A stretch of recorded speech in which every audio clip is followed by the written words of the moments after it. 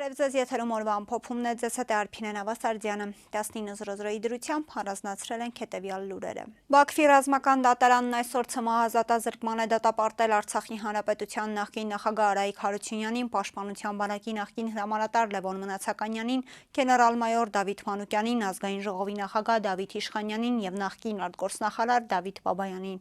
Այս մասին հաղորդում է ադրբեջանական պետական ապալրատվական գործակալությունը։ Արցախի նախկին նախագահներ Արկադի Ղուկասյանը եւ Բակո Սահակյանը դատապարտվել են 20 տարվա ազատազրկման, քանի որ Ադրբեջանի օրենսդրությունն արգելում է 65 տարին լրացած անձանց ՑՄԱ ազատազրկել։ Մեղադրյալներից Մադաթ Բաբայանը եւ Մելիքսեթ Փաշայանը դատապարտվեցին 19, Գարիկ Մարտիրոսյանը 18, Դավիթ Հալավերդյանը եւ Լևոն Բաբայանը 16, Վասիլ Բեգլարյանը, Գուրգեն Ստեփանյանը եւ Էրիկ Ղազարյանը 15 տարվա ազատազրկման։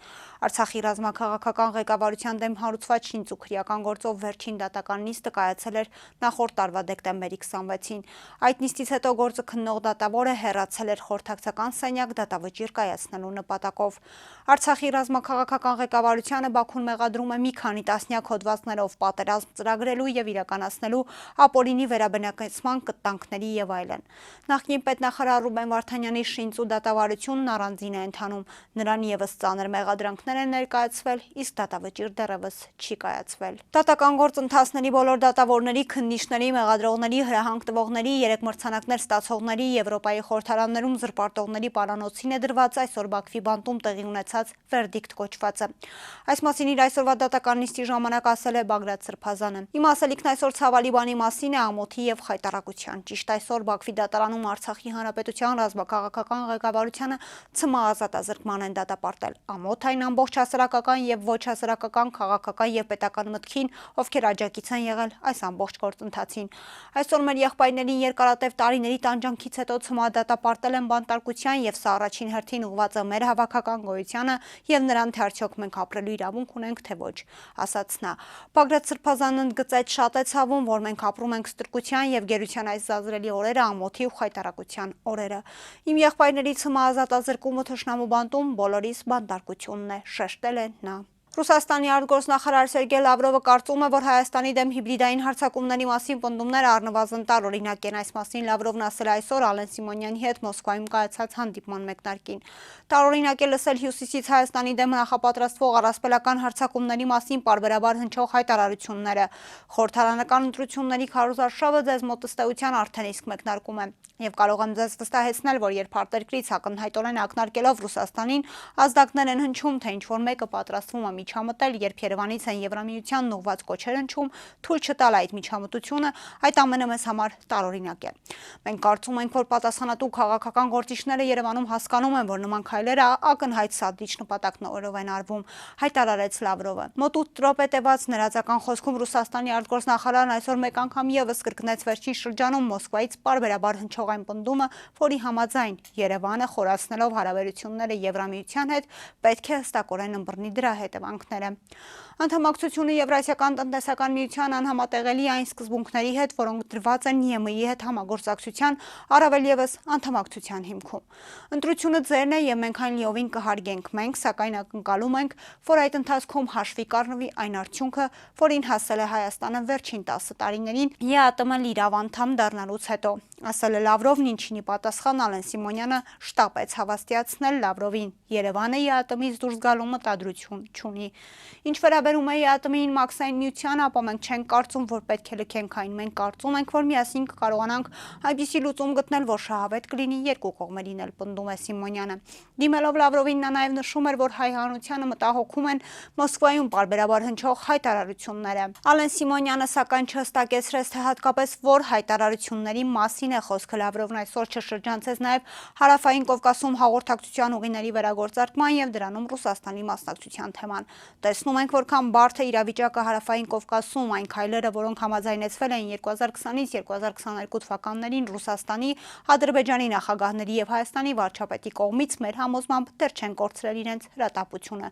Այդ քայլերը թույլ կտան լուծել Հարավային Կովկասում առկա բոլոր տնտեսական, տրանսպորտային, լոգիստիկ խնդիրները։ Դրանից Հայաստանը եւս շահելու է, պնդում է Լավրովը, ում խոսքերին բանակցությունների առնվազն տրմբաց հատվածում Սիմոնյանը չարձագանքեց։ 2026 թվականի խորհրդարանական ընտրություններին քաղաքացիական պայմանագիր կուսակցության նախընտրական ցուցակը դեռևս պատրաստ չէ։ Կառավարության նիստից հետո լրագրողների հետ զրույցում այս մասին ասել է Արսեն Թորոսյանը։ Նրա խոսքով ամեն ինչ կորոշվի համաժողովի ընթացքում, համաժողովը մեկ օր չի տևելու, կանոնադրական փոփոխություն ենք իրականացրել, բավական երկար գործընթաց է լինելու եւ ամեն փուլի մասին կտեղեկացնենք։ Նկատած կլինեք, որ արդեն առաջադրված տեխնատուները հրապարակային հայտնում են այդ մասին ու ակնկալում նաեւ իրենց կուսակից ընկերների քվեն, ինչը շատ առողջ գործընթաց է։ Այդ տրամաբանության շրջանում շարունակելու ենք մինչև կենտրոնական ընտրական հանձնաժողով ներկայացնել է, ասաց Թորոսյանը։ Նա նշեց, որ ցուցակի վերջնականացման հստակ ժամկետ դեռ չկա։ Նախարարի խոսքով կուսակցությունն արդեն հաստատել է մոտ 300 հոգու հայտ, սակայն նա չբացառեց, որ թիվը կարող է փոխվել ինքնաբացարկների կամ այլ հիմքերով։ Հիշեցնենք, որ քաղաքացիական պայմանագրի ցուցակում հայտնվելու համար տեխնատուները պետք է նաև գումար վճարեն առաջադրման համար, կուսակցականները 500,000 դրամ, ոչ կուսակցականները 1.5 միլիոն դրամ։ Թե ով կլինի քաղաքացիական պայմանագիր կուսակցության նախընտրական ցուցակում կորոշվի պատվիրակների քվեարկությամբ։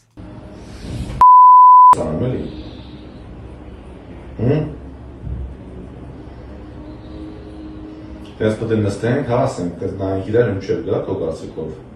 Ոստիկանության բաժանմունքում քաղաքացուն խոշտանգած ու նվաստացրած ոստիկանը կձերբակալվի։ Այս մասին հայտնել են Հայաստանի Հանրապետության դատախազությունից։ Օրերս համացանցում տեսանյութեր տարածվել, որտեղ երևում էր, թե ինչպես է ենթադրաբար ոստիկանության բաժանմունքում օպերլիազորը խոշտանգում եւ հայոյում տղամարդուն, որը լրագրող Սյուզի Բադոյանի տեղեկություններով ենթադրյալ հանցագործի հարազատն է։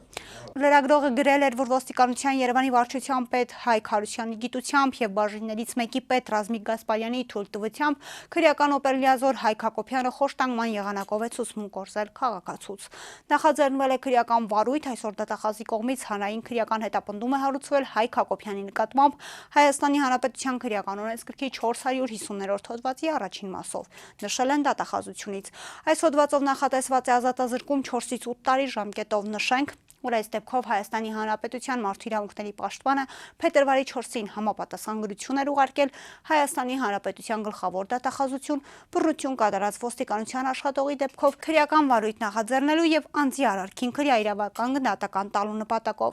Ներքին գործերի նախարարության ոստիկանությունն էլ հայտնել էր, որ անձի նկատմամբ բռնություն իրականացրած եւ հայոյանքներ հնչեցրած ոստիկանի լիազորությունները կասեցվել են։ Բոլոր դերակատարներին ու կառույցներին, որ այցերը, այսպիսի այցերը իմաստ ունեն միայն այն ժամանակ, երբ դրան հետևելու են գործողություններ, այլ ոչ թե դրանք մնալու են թղթերի վրա ու զեկույցների ձևով,